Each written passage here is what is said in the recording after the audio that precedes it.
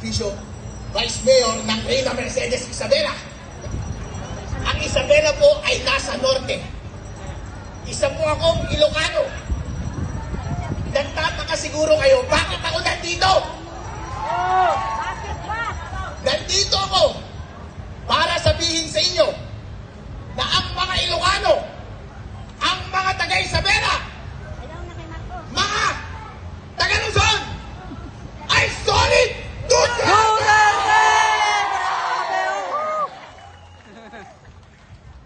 Sinasabi ko po sa inyo, sinasabi ko kay Bibi Sara, mula sa aming bayan at sa aming isla at sa aming probinsya, Attorney Guanson, mga mahal kababayan, po no? kayo ng mga Ilocano.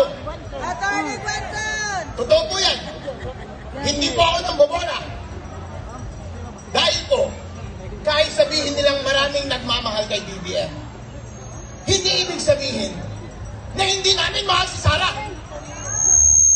Dahil sa totoo lang po, nung tumakbo si VP Sara at si BBM ng sabay noong nakaraang eleksyon, tuwang-tuwa po kami.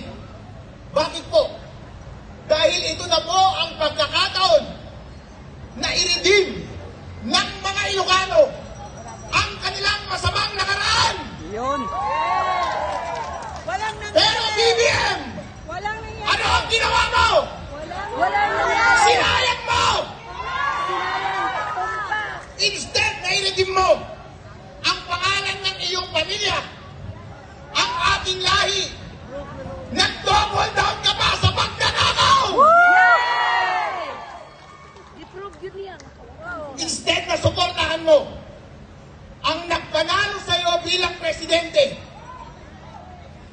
ipinahuli mo ba ang kanyang ama sa mga dayuhan? Tama!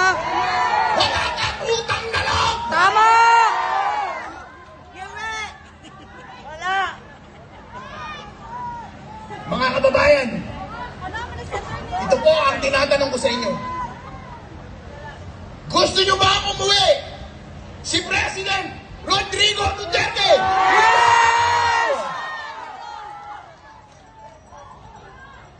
BBM, hindi ka nag-iisip.